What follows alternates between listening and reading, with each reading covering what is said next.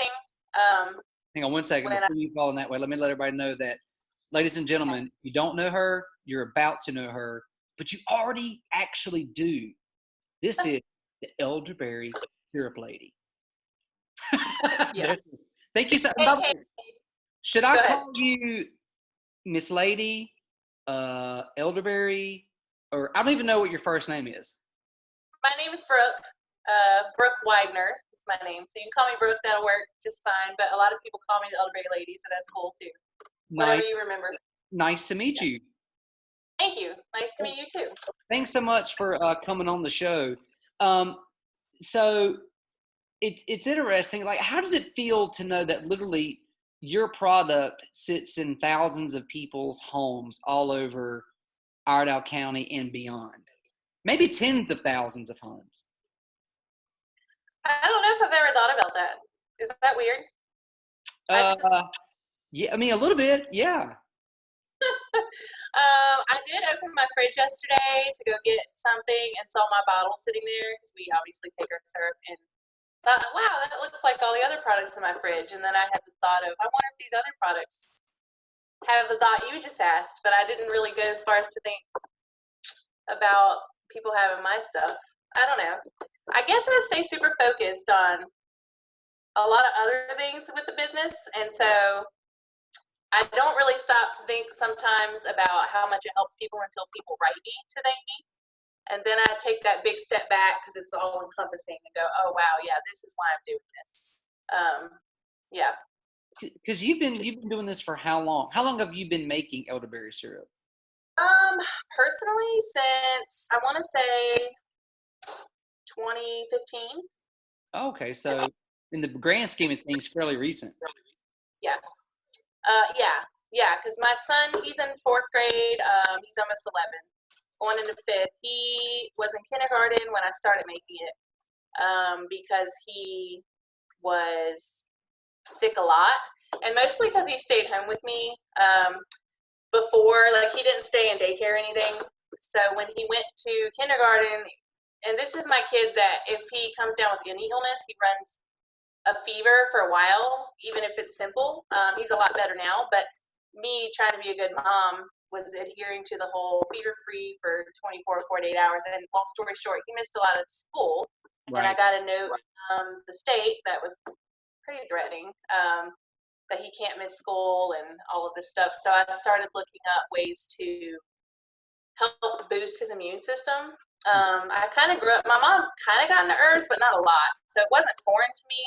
But I feel like everything she tried didn't work as good as I wanted it to. So I stumbled on elderberry syrup and actually learned about it through kind of a mutual friend. One of my friend's kids got chicken pox, and she asked me to go meet this lady in the Harris Teeter parking lot to pick up a jar of elderberry syrup. And I'm like, what is this? So I ended up befriending her and asking her permission to potentially make and sell to people so I wasn't stepping on her toes, which she was okay with. So I started making a basic recipe. And then it tasted like Thanksgiving dinner is what everybody said. It was pretty good.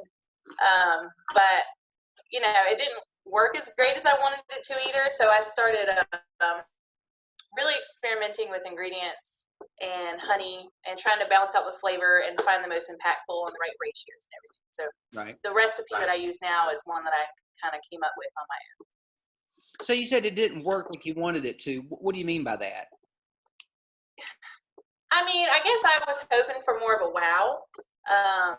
With And like your it son's didn't. overall like response to being sick from school or something else? Yeah, pretty much. And just kind of seeing it work a little more immediate or be a little more powerful, I guess. Just seeing a little more. And that's when I really started looking into other ingredients and playing with ratios, which I feel like helped a lot with me. We have always kept a third of our jar being local raw honey. That's a true elderberry syrup. And I don't think I know any other makers that use that much honey because it's literally our number one most expensive ingredient. Oh, okay, so I was going to say the reason that deters people is because of the cost of the honey, right? I'm guessing. Yeah, Oh, yeah. Okay. You can get it at wholesale price, but it's still expensive. I mean, elderberries obviously are second price. We use a lot of elderberries, a lot. But honey is a pretty expensive ingredient. What is elderberry? Look, you're going to learn if you haven't listened to the show or whatnot, or if you know people who know me, you're going to, I don't know anything about anything. Okay. That's why I have this podcast so I can try to learn from people. So what is the elderberry or a elderberry? So an elderberry is a berry, but it's not really a bush and it's not really a tree. I kind of call it a bush tree. They can get like 6 feet high, but they kind of like frump over a little bit, and they have clusters, much like grapes. And so they grow, and they're pretty small. They grow in clusters, and they're kind of like a plummish purple color. And so they have to be harvested usually at a certain time of the year, and if you're going to dry them, they have to be dried within like a very strict timeline. Fortunately, I'm not on that end of the business because that would literally be a whole nother business. I get my elderberries imported from Europe, and they come dried already. So Okay, that's how I use question. Where are they grown? They are grown all over Europe. They can grow here in the United States. I know a lot of people from up north kind of tend to comment that they will find them along the riverbanks up north. Now they can grow here. I mean, people buy bushes and plant them here, but a lot of people get them mixed up with pokeberry, which is a weed. But I can see how it would look similar. But totally different. I mean, they kind of grow everywhere. Yeah, totally different thing. Have people tried to pass off pokeberry as elderberry? I've never had anyone come to me and say, "Hey, I have a ton of elderberries for you to buy." But I do think when I hear people say like it grows in their backyard and they explain it, that I kind of think they're more so looking at pokeberry. Because elderberries, I think you plant the bushes and they take a couple years to even become fruitful. Oh. So I don't know. I just kind of feel like you would know if it was an elderberry plant, maybe. I don't know. So you started this when your kid was sick, and you got this nasty letter from the state, and then you're like, "Well, I've got to figure something out." So when did you figure out like I really have something here, and I want to make this a business? When did you know? Okay. So I've sold it to a couple of moms. I guess I gave it to someone, and it really worked for them. So they started shouting it on the Moms of Mooresville page here in North Carolina. And once they started shouting it out, I had two key women who purchased it and used it for their kids. One of the women had an autoimmune disorder, and if she got a sinus infection, she would end up in the hospital. The other one's son was very immunocompromised and was having all kinds of issues, and she was kind of at her wit's end with things that were going on with him. So they tried it and had really good results. So they started tagging me online when people talked about being sick and try her stuff. So I really wasn't making this with the intention of being a business. But that's at that point where I went, okay, well, if I sell some jars, I guess I'll go talk to the other woman nearby that makes it and make sure I'm not stepping on toes if I do want to sell some here and there.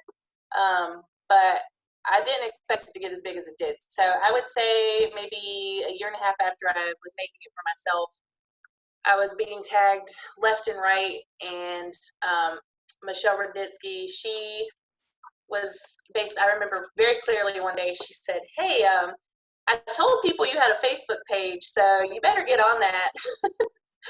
And because she kept tagging and sending people my way, and instead of giving her my name, she wanted something more. And so she kind of pushed me to do that. And I didn't know what I was going to name it. And so I just said, you know what, I'm just going to call it Elderberry Syrup Lady. That's what people call me right now, and I'll change it later. And then it just kind of stuck. And so that's how the name came about too. But it was really kind of a grassroots movement with the moms here in Mooresville. That's awesome. It's something that you didn't necessarily want to do or think. Like the initial push wasn't from you; it was from everybody else. They saw what you had, and they saw obviously the effects of it. Because if it wasn't working, then no one would have recommended it. and other people wouldn't have tried it, and it would not have taken off. Yeah, absolutely. And I think both Jenna Murphy and Michelle Rudnitsky, and Jenna Murphy worked with me. She just recently resigned due to the COVID thing going on, but she worked with me for probably since the beginning, 3-4 years. And she was really one of the ones, I guess, at one point back in the 2017 flu season, it was insane.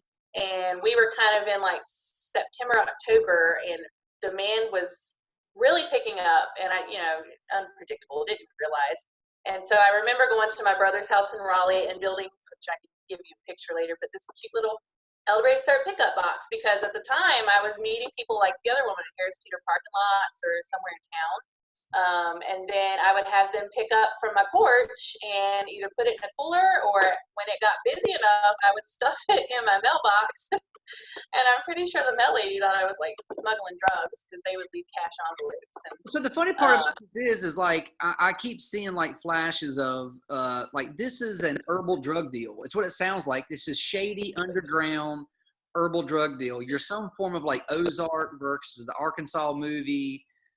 I don't know. It's funny, but no, you're selling elderberry syrup for people to be healthy. It's not drugs, but it's funny how yeah, you're having to package it, meet people, kind of make the drop at the Harris Teeter parking lot.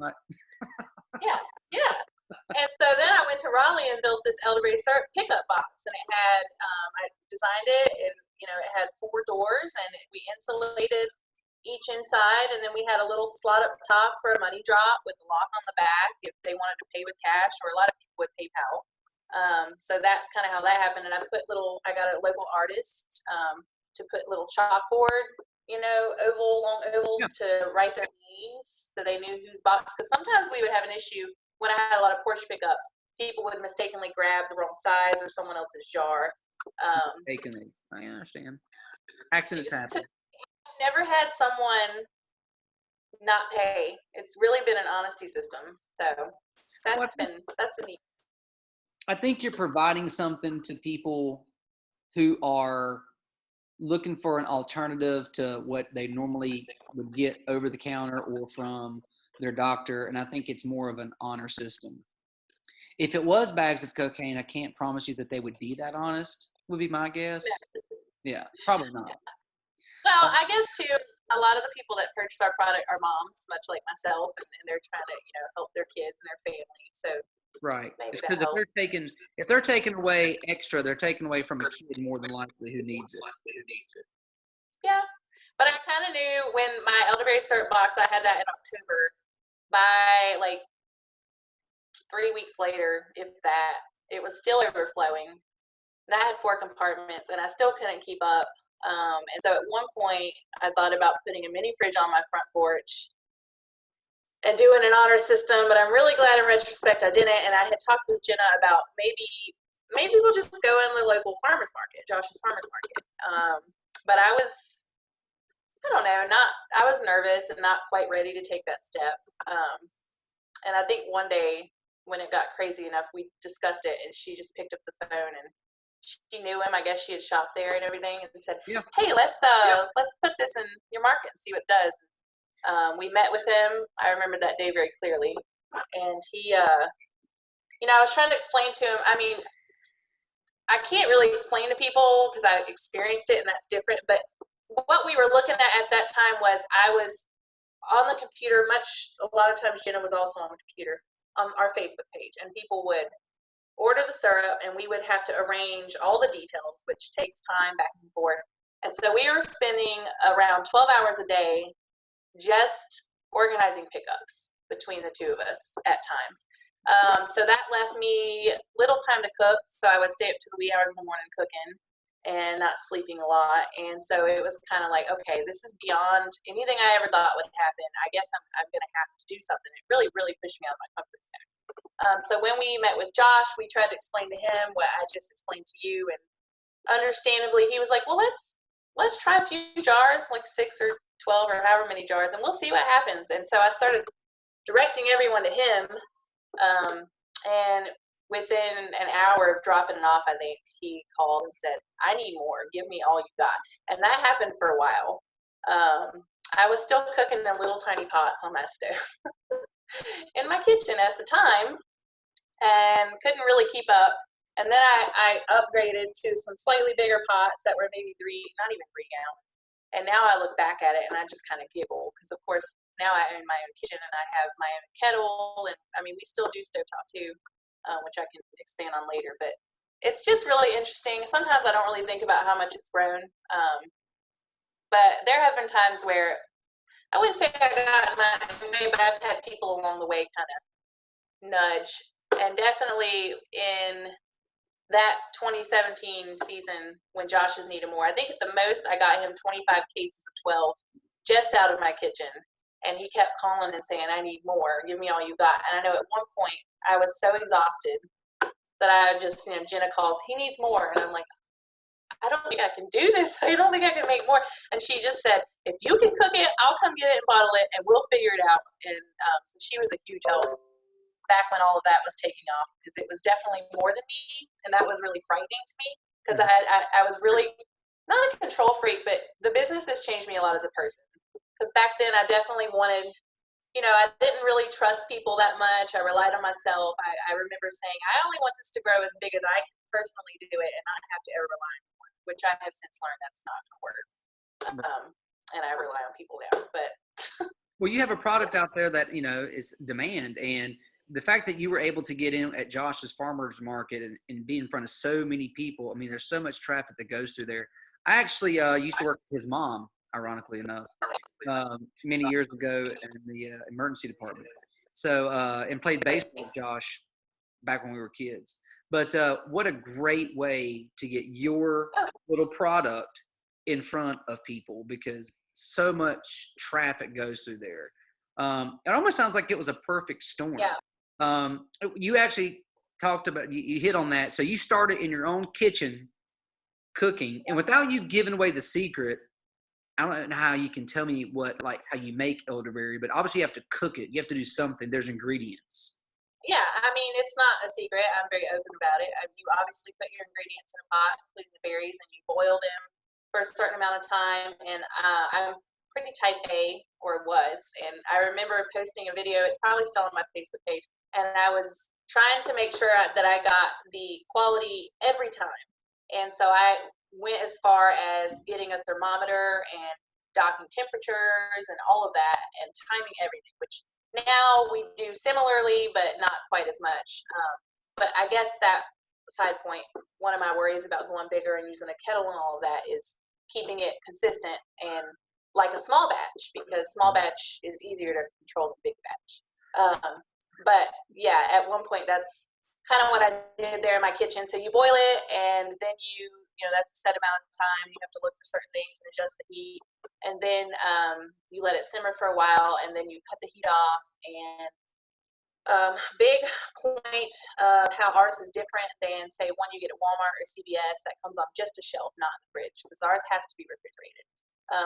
One big different thing we do is that we take the liquid off the stove. We pull the berries out and extract that pulp with the press and get all, like, that's such a big step that I've kept from the beginning, because I used to press with my hand and a spoon. And then I started with like a small grape press, which worked for my needs, but now I laugh at it because it's a little thing. But so once you press that out, you have the liquid, and then you have the extract, which you put back in. You cool that below 90 degrees. That's important, because if you're going to add in local raw honey, it has enzymes and a lot of live properties that you need, which makes the honey great. So we cool our liquid before we add in the honey, and then we mix it really well, and then we jar it, and then it stays in the fridge. So I have actually, I take elderberry, especially right when I start to, and my kids, we give it to them, my wife. When we can find it and get it, we make your elderberry syrup. Because there's something about yours that I think stands out. There's something about the taste that stands out compared to everyone else's.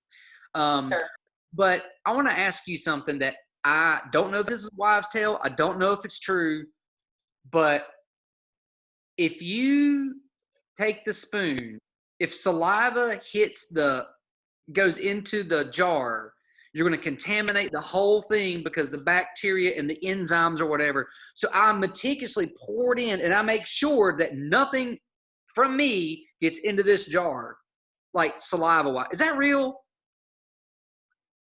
Yeah, but that's extreme. I mean, Well, the elderberry syrup itself has a lot of antibacterial, antimicrobial, antiviral properties. So you get a little drop of saliva in it, it's probably going to take care of it and be okay. But we do tell people to not drink straight from the bottle and try not to contaminate it, because that definitely extends your shelf life and keeps the product pure. But I mean, if you accidentally get a drop of your saliva, I don't think it's the end of the world. like legitimately, I get my spoon and I have two other spoons for the kids in the morning because I'm not taking their spoon and putting it in and then doing Yeah. this because their saliva is I'm like, I cannot So kill or deactivate the elderberry. you won't deactivate it. You might lessen the strength just a tad or shorten the shelf life just a little bit. But what we do is we use shot glasses, and I have a line marked so that you just shake it and pour to the line of the shot glass, and you don't have to worry about spoons. Spoons are no way. I would not. I wouldn't personally use a spoon. So That's a game. genius because it's so hard when it gets lower and you're trying to get the spoon in and what. Yes. Yeah, we can Yeah. handle that I around also here. use wine spouts, a lot of wine spouts, which I got one from Johnson Greenhouses downtown Statesville. I love theirs the most. They're a little pricey, but they're for wine, and they have a filter in the top, and they're supposed to help with several things for wine, but it works really well for me, and it has a resealable cap, so like you just put the little lid back on, and that help. It's a pour spout, but it does other things. But that by far has been the easiest thing for me to use, and I just wash it and change it throughout the bottles. It only fits the large bottles, but a lot of the wine spouts do fit the larger bottles. But you would want something that kind of reseals, like has a little cap or something. That works really, really well. Has it shocked you at how elderberry has grown and is now? I mean, it's everywhere. Like you said, it's in CVS, it's in Walmart. I mean, they make chewables. You may make them, I don't know, but I mean, elderberry is everywhere. Does that shock you of Yeah, how rapidly it it's does. growing? Yeah, because when I started, I didn't know anything about it, and no one in Mooresville knew about it. And it really took me about 2 or 3 years of just talking to the moms and people word of mouth to even for this community to know what it was. So yeah, it has surprised me quite a bit that most people know what elderberry is now. Which and it's not just Mooresville and Statesville; it's Oh, right. nationwide. It's Yeah, a lot of news press. absolutely. Yeah, it is. It's interesting to me. I'm not sure why the uptick, but you know, Um, so with flu season seemed to be getting worse, and now unfortunately with the coronavirus outbreak, are you seeing more people at the current moment using your product, or is it about the same? yeah, I don't. That's a hard question because I guess in March when things were a little scarier and newer, we did have people come in stocking up. Online sales really went up. Hmm. But with this business, even though I keep all the data I want because that's just who I am, it's really impossible to plan for our kitchen side how much to make. So a lot of times, which is the benefit of having our own kitchen, we have to ride the wave and sometimes makeshift make last minute because that's the nature of the beast. But to answer your question with the current situation, I don't. I think in the beginning in March it's really helped, but the more that people quarantine and kind of stay in, I think a lot of people stocked up and got what they needed. And now, which May this time of year anyway starts kind of going down. Hmm. So I think it's pretty much on par. I wouldn't say aside from March with the spike with people being nervous and not wanting to run out. I know at Johnson Greenhouses in our storefront, a lot of people grab one or two, probably two or more bottles just to stock up. So it's kind of hard to tell right now. I mean, it's probably for May, it's typical. I wouldn't say that we're seeing an increase now, but I don't know what would happen since we just went phase one here in North Carolina of reopening in 2 or 3 weeks. I could probably answer that question a little better for you. I'm not really sure what to expect. Okay. You posted an article, I think it was maybe even yesterday, something with Yeah. elderberry and COVID-19. I purposely did not read the article and wanted to ask you about it this evening. Was it for? Was it against? Was it neutral? Was there good information in that article for people to read? Yeah, and I've read all the articles against and for. I try to be really neutral. And side note, believe it or not, our product is classified as a food Mhm. by the USDA. we are wanting to go supplement, but that's more red tape and more expense. So I have to be careful what I say. But as far as for COVID, I've seen articles for and against, and I try not to post a ton about it. But the article that I posted yesterday was showing some promising findings. But then, of course, I had some people who are fans of the syrup that have read articles, and they sent me information on the things they're finding and what they can't trust, whether they know it helps or not. So I really think you could go out there and find an article on anything supporting your side. But that was talking about new research with elderberry and not necessarily COVID-19, but COVID is not a new virus. It's been around for a while, but this strain is. So they were using that elderberry on like a sister strain, something really similar to it. And it was showing promising results on helping to fight off or prevent.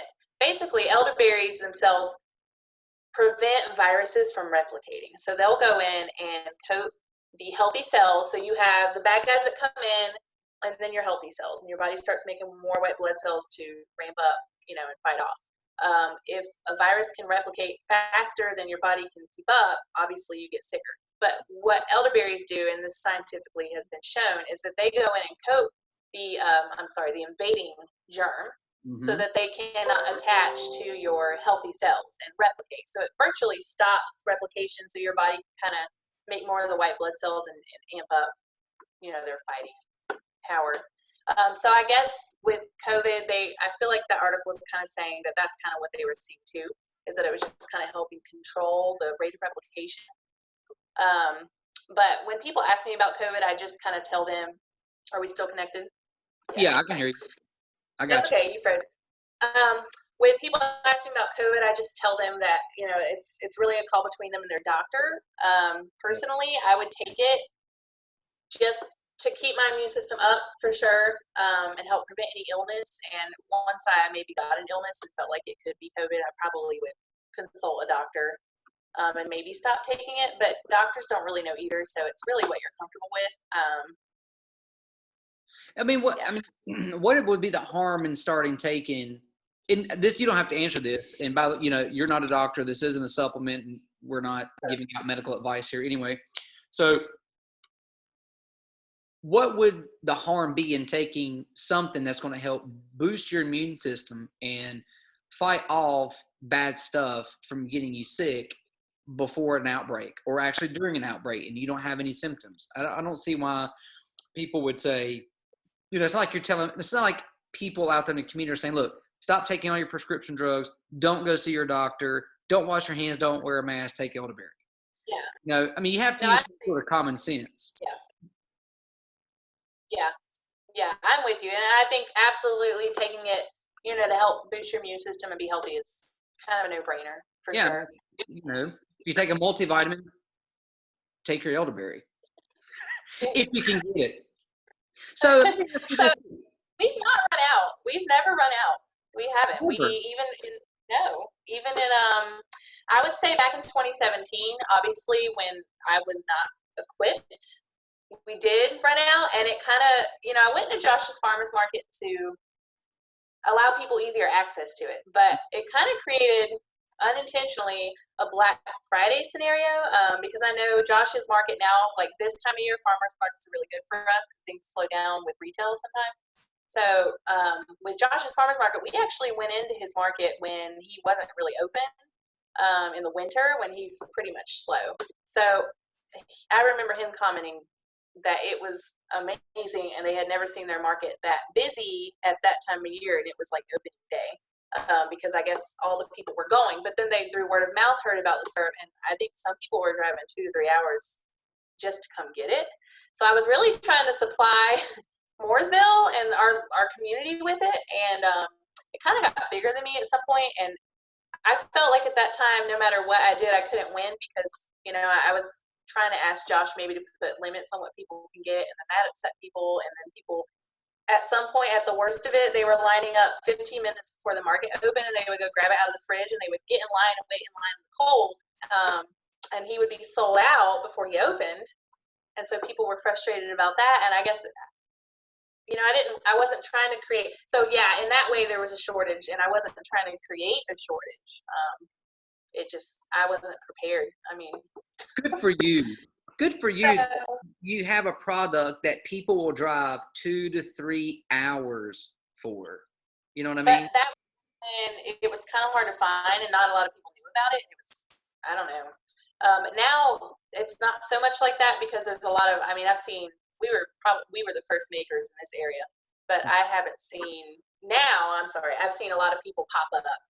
It feels like everybody and their mom is kind of making it now, which is fine. But I don't think that I would necessarily see someone drive 2 to 3 hours to come get it anymore because they could get it a little more local. But more importantly, we ship too. So I do have people. We just hit our 50th state. I never thought I was going to get Delaware. We just shipped. Wait a minute. Now we can all 50 states shipping. Your little kitchen in your house started, and now a few years later, you are shipping to all 50 states in the Yep. USA.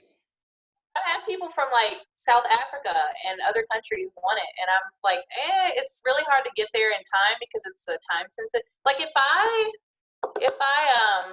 what's the word? Hot pouring is what you buy in like Harris Teeter. You know, they pour it in piping hot. It seals. It essentially cans it. That kills off a lot of the benefits, but I mean, it still works. You know, it's just not super potent. Obviously, I wouldn't want to do that for the honey, so I refuse to hot pour it. But if I could can it, I could ship it anywhere, but I'm not willing to do that because it compromises quality. So, but yeah, I've had a lot of. Is there an elderberry award? Because I feel like you should have some sort of recognition.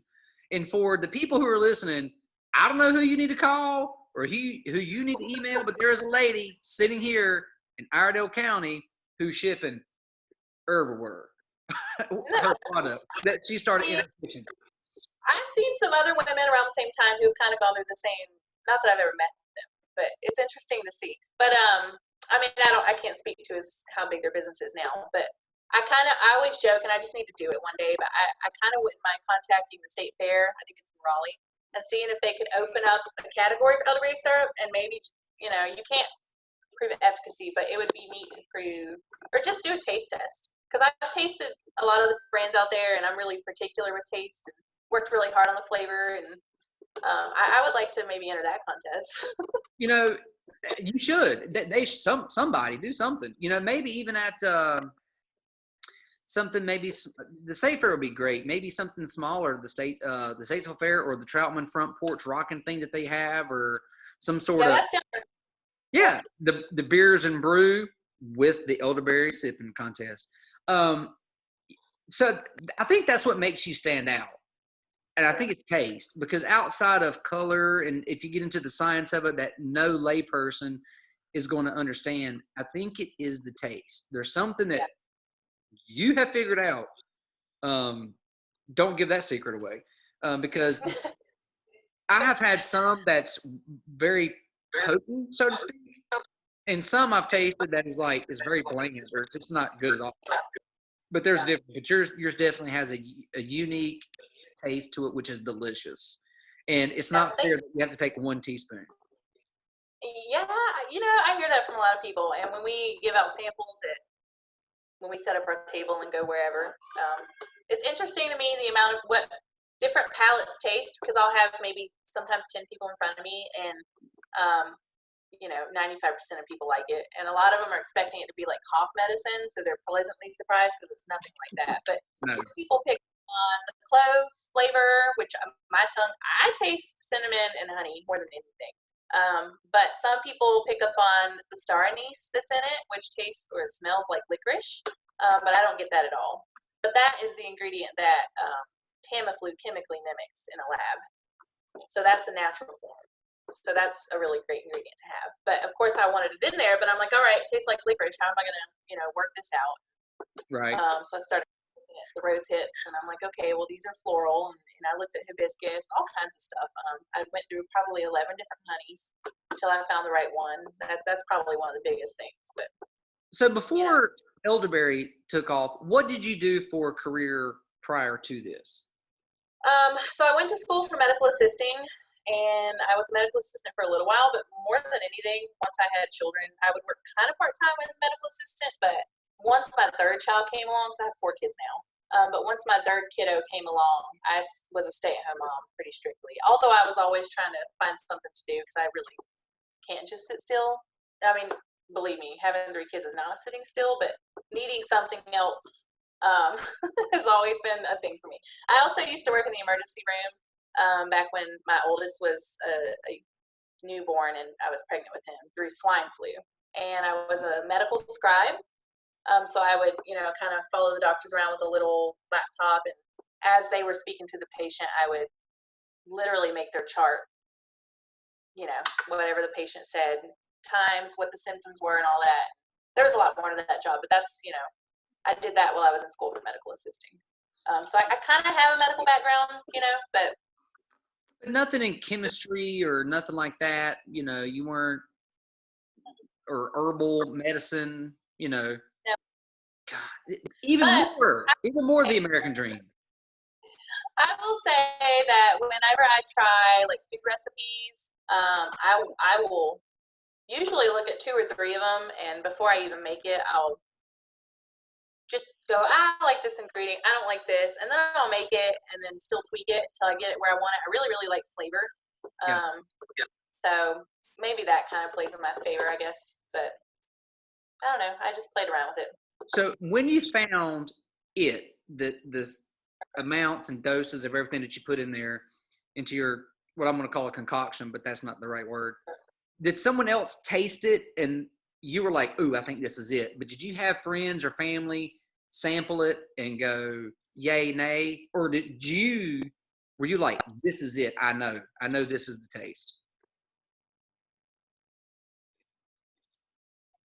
Yeah, I don't remember. I do remember. The only thing I remember is at one point I did not add lemon juice in it. But I put lemon juice in it to help offset some of the sweet flavor from the honey, just a little bit. But I remember asking the customers, do you want yours with or without lemon juice? And I had several people try theirs with both, and they said it didn't matter. And a lot of them liked lemon juice better. But I guess I probably just made it and knew that I had it when I had it. More so it was my kids and what they tasted, and if they would take it with no complaint. They were really my base, and I would trick them and I would give them, try this one or this one, and they would be the same, or just because I didn't want their psyche to get them all confused. But the kids were my taste testers. Yeah. They're picky. Say that. That's genius, by the way, because our kids, when we have 3-year-old twins, and so when we were giving them medicine, once they started daycare, we tried to give them the elderberry syrup, trying to get them, build up as much immune system and help be healthy as possible. We would give that to them first, and then let's say that unfortunately they did get an ear infection or whatnot, we would give them following, because they knew if they had that really nice tasting elderberry, then they would take. But then they figured out, like, oh, wait a minute, I see the difference here. Yeah, I want that. I want that. Yeah. Oh, okay. That's actually very smart using kids, because if kids are going to drink it, then anybody can drink it. For the most part. I mean, once in a while someone will tell me it's too sweet, but for the most part. There's outliers and crazy people everywhere. Sure. Yeah, so, kids were my taste. So you started your kitchen, you grew, but now you actually have your own store, your brick and mortar store, correct? Yeah. So, well, before that, obviously, when you make, because it's a refrigerated product, it's high risk. So at that point, I had to look into becoming legit and going into a rental commissary kitchen, which was the second step. So I went into a rental kitchen in Mooresville and was quite intimidated by that, because I had never really, aside from being a waitress, worked in a big kitchen, and it was a little intimidating. So I met there, and that was the jump we made, and then we went through the NCDA certification, where they watch you make it, and they have to make sure that you're, I had to do I'm drawing a blank, but where you certify that food safety, food safety handling and all that. So I did that. If I may. Go ahead. So if you see people in other farmers markets or other not big chain stores, and they're selling elderberry syrup, is that illegal for them to sell it because they haven't went through what you're going through, what you're describing right now? Yeah, it is. But I mean, I try not to knock them because we all have to start somewhere. I mean, I started in my kitchen, which was technically illegal, and I didn't realize. I guess I started going down that rabbit hole whenever I realized, okay, this is a product that I now sell at a market. I'm going to have to do things the right route. But yeah, and I can usually, now that I know what I know, look at a product and tell you if they have gone through that route or not pretty easily. Yeah, sure, and definitely not knocking anyone or trying to get anyone in trouble because we all have to start somewhere, and we all have to make mistakes. Yeah. And the way laws are written now, I think there's a book called Three Felonies a Day that when you wake up and when you go to bed, you committed 3 felonies and never even realized it. So yeah, because the laws are written so broad that it's hard to interpret. Yeah. Yeah.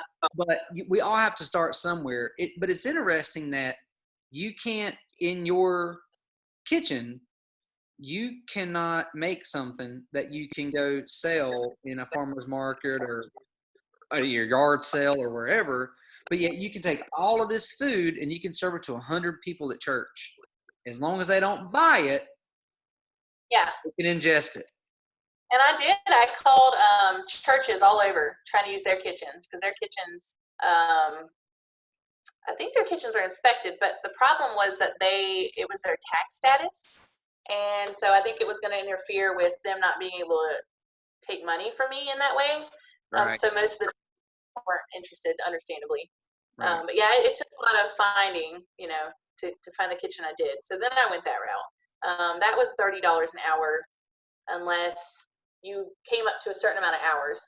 So, and then you kind of got a break, which seems to be standard, but it wasn't cheap. So, and of course we have to have insurance up to like $2 million liability and all this stuff. So it's not cheap to make. It's not. It's, sometimes people ask why it's so expensive, and I kind of just wish they knew, because when I look at homemakers selling for less or the same price versus kind of what I'm going through, it's just not comparable because we've gone through all the right channels and our expenses are obviously there. It's interesting. It's funny that you say that.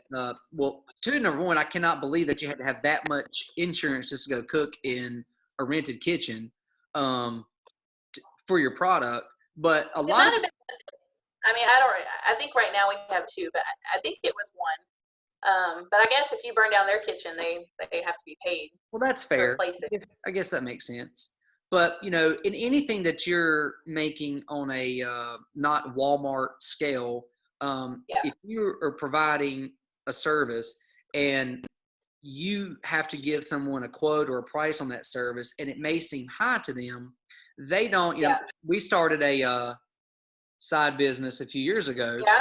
And so when you give someone a quote on something, it may seem high, but they don't see all the hidden costs that go along with that. So when you said, what's your average quart of elderberry syrup cost? Is that what is a quart? Is that I don't think we have a quart. 16 ounces is the biggest jar.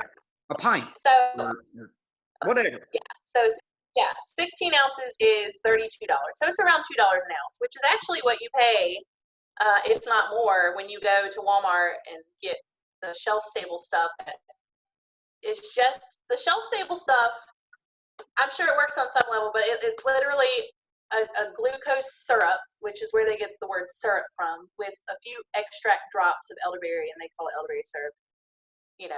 That's their syrup, but they charge at least $2 an ounce. And for people who complain about that, think about what you've paid at the bar for an ounce of whiskey shots. Sure. It's a lot more than $2. You need what? A tablespoon a day for adults, a teaspoon for children, just for maintenance and health.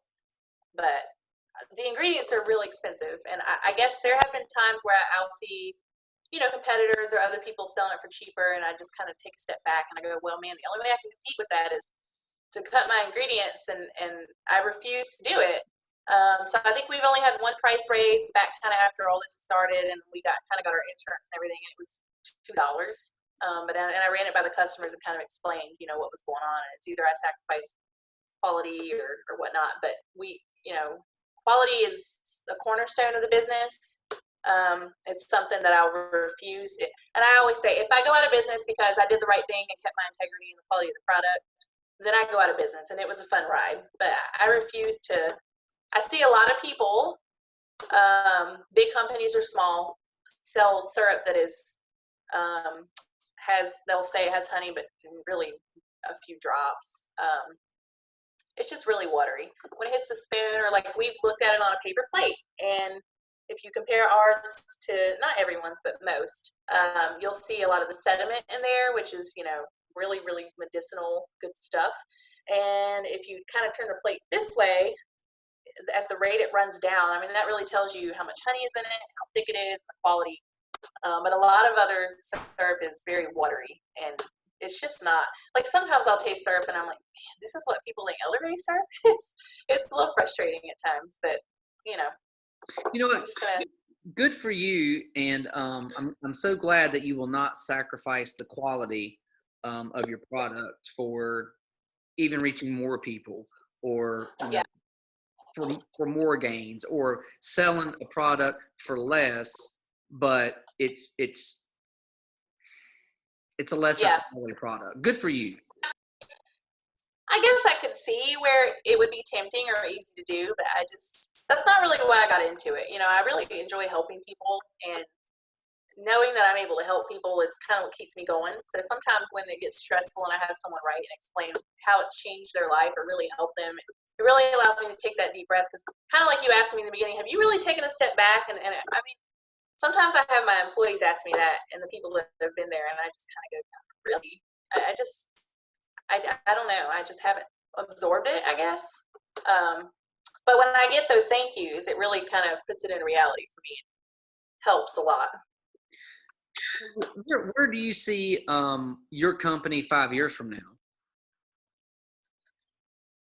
I don't really know. I guess I'll probably just keep doing what I'm doing. I may increase my online presence to reach more people, but we really support local small businesses, so I don't really plan to go into Walmart or Whole Foods or anything like that. I mean, I'll never say never, but that's not really on the docket for me. Maybe expanding out toward Morganton, Asheville, reaching a little further, but I guess just keep on doing what I'm doing and making sure our quality's there and making sure we have enough elderberries and jars and all the other stuff that I'm kind of in charge of and things like that. But more so increasing online presence, and we're working on a website now, which we don't have, surprisingly. But so it's what's crazy to me is that you're doing so well, but you don't have a website. Like, I feel like you're breaking all. Do you have an Instagram account? I do, but I don't really use it a lot. I need to get better at that too. That's probably something I should have said in my 5-year plan. Well, yes, maybe. I mean, hell, look at what you're doing with no website, and there may be an Instagram account somewhere. I don't know. Like, good for you. Yeah. If you get those two things together. Really what we use. Yeah.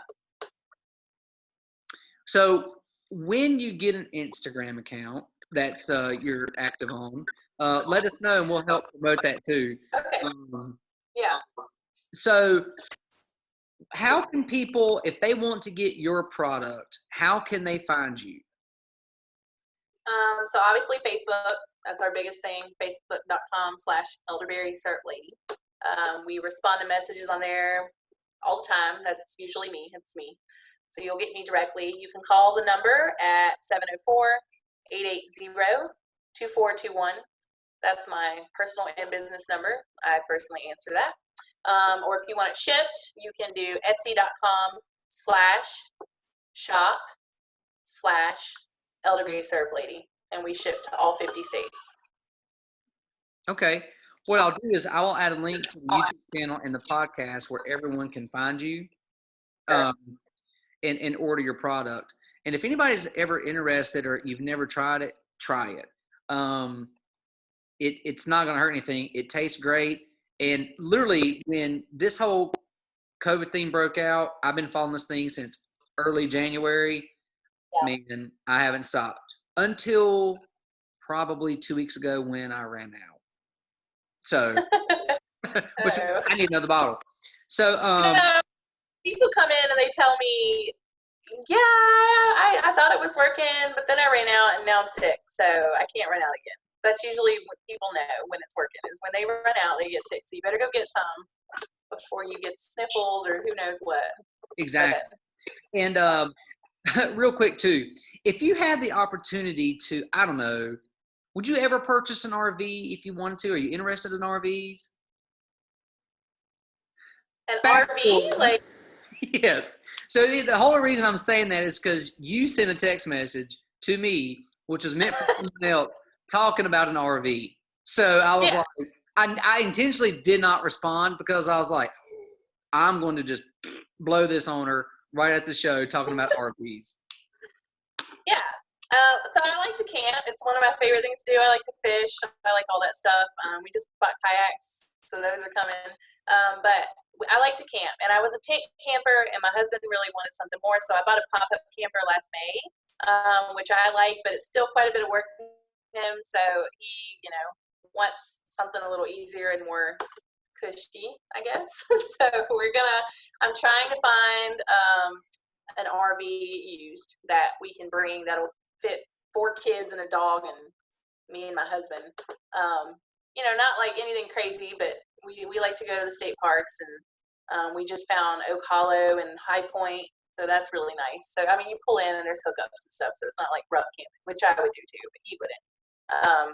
But our favorite spot is Dan Nicholas in Salisbury. It has us completely spoiled. They have everything you could ever want, and we can't find anything comparable. But they're closed until June, so you know. Your text message made me laugh because literally the other night I was sitting up searching for used RVs. I Oh, um I am not. I can't really do anything. I'm not good at anything. Have you ever seen the movie RV with Robin Williams? yeah, it's awesome. We watch it when we can. Perfect. So I would be more like him, not knowing where the poop line goes, trying to send the work email while in the John, losing the laptop. Absolutely.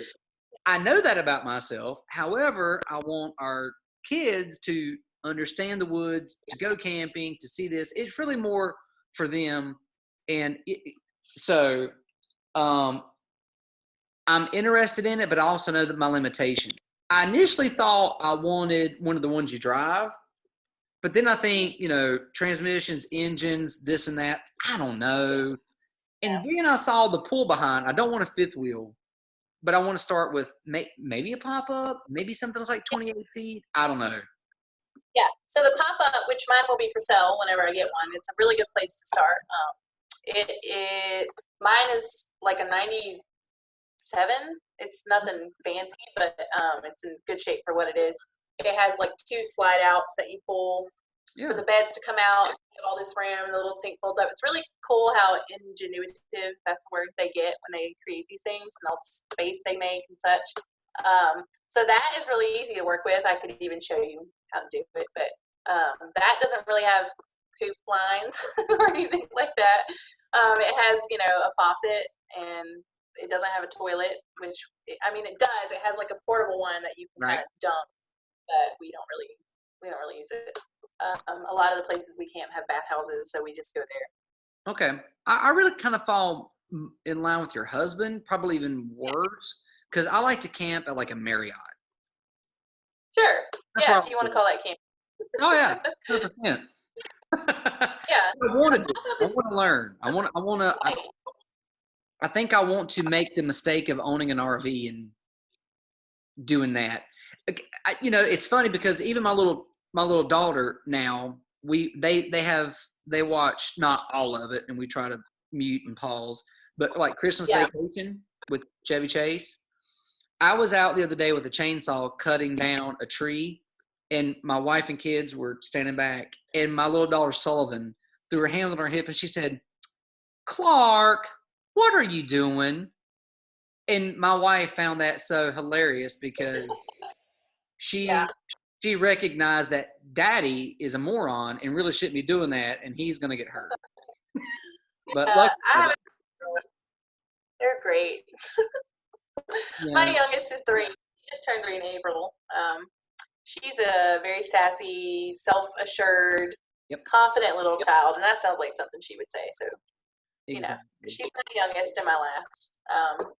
But yeah, I would start with the pop up. You can pull those with. At one point we pulled it with my minivan. I put a tow hitch on there, but I don't recommend that because minivans are kind of low to the ground. Although it worked, but I was hauling it with my Sequoia, which was fine, completely great. I think my husband's Honda Pilot could haul it too, but you have to be careful with how many people you put in the car and how much stuff, like your low capacity. Gotcha. But pop up's a good place to start. Yeah. Well, I tell you what, if 26 I pull the trigger on that, on something, I may call you for some suggestions. I'm down. I mean, I have a friend who she's my best friend. She also is my kitchen manager, and she is who got me into pop ups. And now she has a hybrid that she pulls, so she kind of like guides me along the way, knows a little bit more than I do. So when I get this RV that I'm looking at, I'm gonna have to learn how to hook up poop hose myself, and I don't know how to do any of that. But I YouTube a lot of things to kind of teach myself, so that's just gonna be what it is. you know. You know, Yeah. I think if you can start taking herbs from the earth, from the dirt, and cooking them on your stove, and now shipping them to 50 states, I think you're going to lick this RV thing pretty quick. We'll see. We camped 2 weeks ago in the pop up for the first time this year, and made a rookie mistake of not putting like the, the stabilizers down on the corners, which is like one of the first things you do. But we didn't do it. There was a reason. So we went in the camper to look for something, and then kind of forgot. And me and my son were on like the one bed that overhangs, because they come out, and then you have these two little bars that kind of hold it up for support, and it's fine. But me and him were on it trying to put the top hook up, and then Tiffany was with us. She walked over, and then my husband followed her. So all the weight shifted to that side of the camper, and it literally, not crazy, but it it just went, that foot and a half on the side. And I thought it was fun, but it scared the crap out of my son, and I think the campground got a good laugh, and we were dying laughing. Won't do that again. Call that oh shit moment. Yeah, sure. Didn't go anywhere. I fortunately had the chalk blocks or whatever you call them, that are the tires and all that stuff. But yeah, so I'm always learning. We make mistakes, we laugh. Well, you have to learn. But so if there was someone listening today that wanted to get into the elderberry syrup market or business, what's the one piece of advice you would give them? That's a good question. I would say that you just need to have your heart needs to be in the right place. I know that's a dumb answer, but really, it's kept me going. I really care about people, and I care about helping people. And there's a lot to business. I didn't go to school for business. I'm still learning things. So I just kind of have taught myself that. But it's not probably like owning any business is not for the faint of heart. So being in it for a reason, not just to make money, because a lot of people I see pop up, and I think they just think, man, I'm in the wrong business. It takes money to make money, so it's an expensive product to make. So although we pull in money, our expenses are there. But yeah, I would say you definitely want to be in it for the right reasons. And then I would go through the proper channels with whatever state you're in to make it legit and follow those guidelines. Yeah, because the kitchen we bought was a meat center first, and they are USDA. And so that really helped because, it comes down to like the walls having to be a certain material, the floor has to be a certain material, there has to be drinks in certain places, you have to use certain chemicals. There's a lot to it. That was really overwhelming for me. But buying a meat market that kind of had the bones, we did renovate ourselves, but that helped a lot. And then we have a really great NCDA rep who I love, who kind of adopted us because she moved over toward Asheville, and she drives out for us. But she's been really helpful. But you have to have perseverance, because just dealing with the NCDA, not to get into it, but every time you pick up the phone and call someone, you get a different answer. And even though they have guidebooks and stuff, it's hard. It's hard trying to figure all that out. And you do something, they'll tell you, and then someone else will come in and they're like, no, can't do it that way. Just really, that was really, really frustrating. So you just have to stick to it. Have people to cheer you on, maybe, Have a mom's immortal club to push you. Yeah, sure. Yeah, there's that. Yeah. We never even told people. Hopefully you'll explain to them before the video starts what syrup is good for, because a lot of people still think It's for pancakes, but you can use it on pancakes and yogurt and all kinds of stuff. But some people don't know what it is, so you Well, know. yeah. Well, hopefully people will take away from this. They'll learn a little bit about it, and if they've not tried it, they'll at least try it.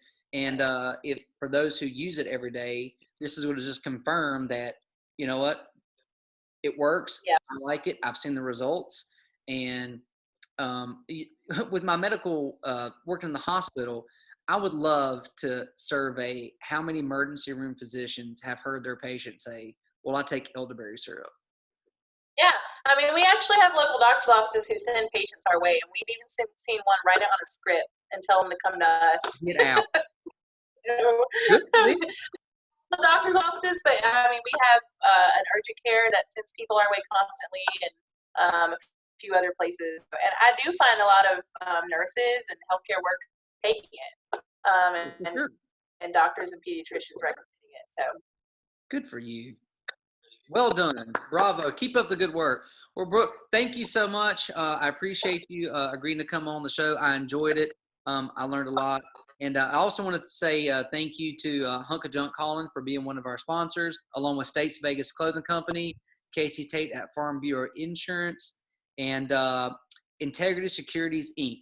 Appreciate it. Check Brooke out and check out the Elderberry Syrup Lady. yeah, if they have any questions, they can go on the Facebook page or call me, whatever they need.